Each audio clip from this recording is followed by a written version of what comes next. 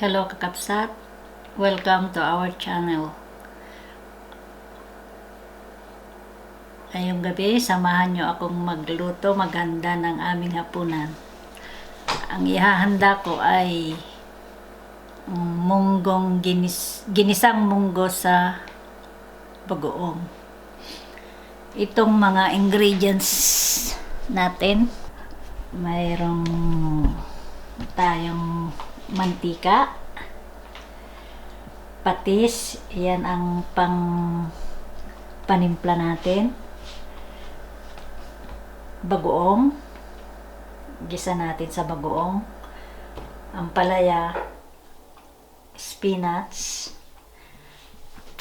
ang sahog natin ay hipon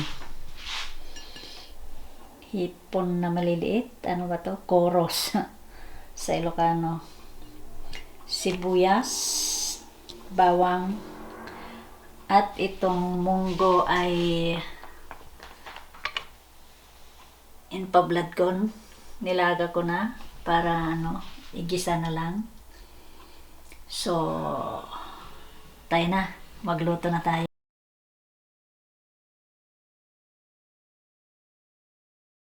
Ang bagoong pala ay homemade. Yan ang recipe ni Lakay Carrio.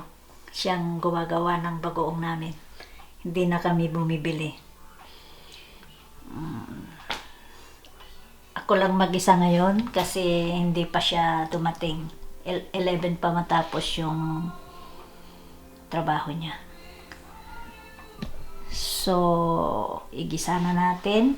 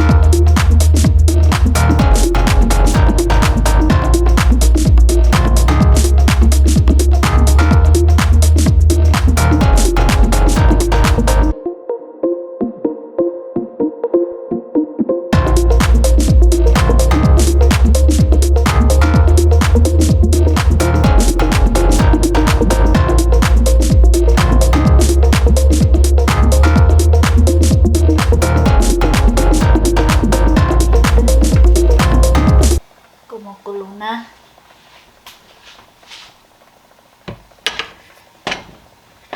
Sigsig natin ang bagoong.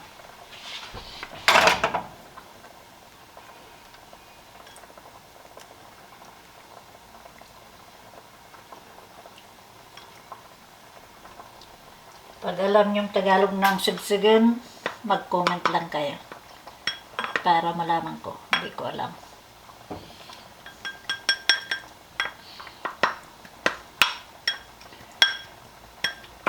Born Ilocano tayo, kaya pasensya na. Ito, ilagyan natin bagoong. Simple lang, daling lutuin. Pero masarap ang lasa. Sarap. Ilocano.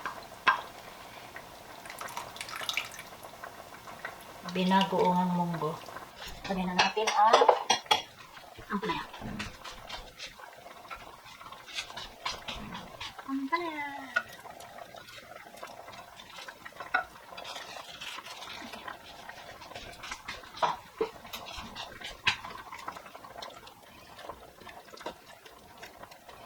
Ito sa pangalawang kulo.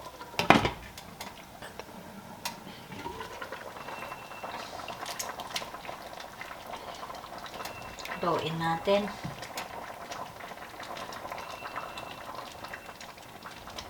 Wow, bango. Sarap-sarap. Yummy, yummy.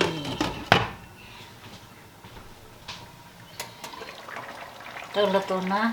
Ilagay na natin yung spinach.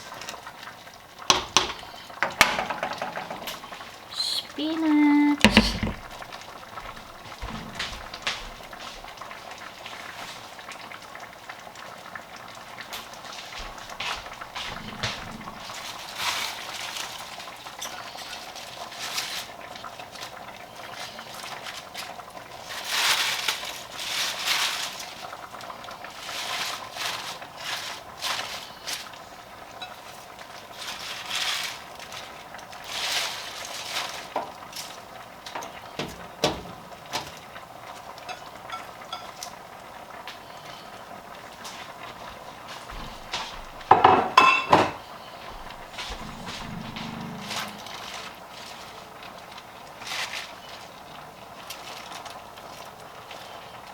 Takpan natin.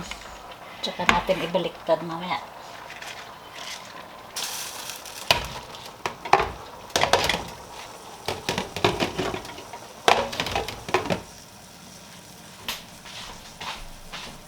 Baliktad na natin. Ay, baliktad rin.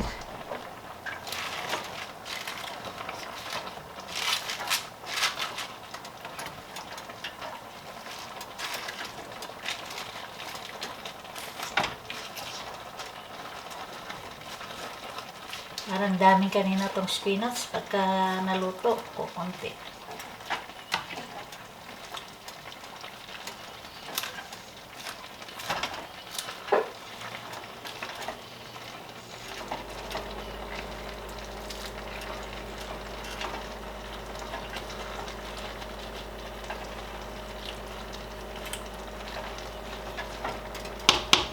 Lagyan na natin ng chicken powder.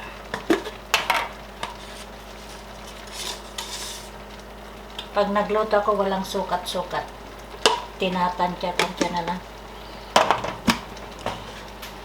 Kasi dito sa bahay, ako gusto ko hindi maalat. Pero mga kasama ko, lalo na sila Kay, ang alat niyang magtimpla. So ganda na yung hindi maalat. Para mag-asin na lang sila. O kaya patis.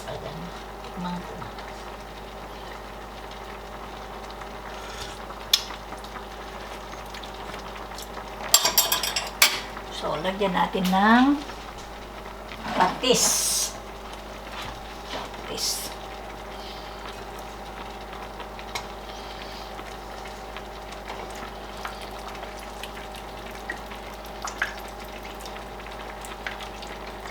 Pwede na siguro. Tikman natin ulit.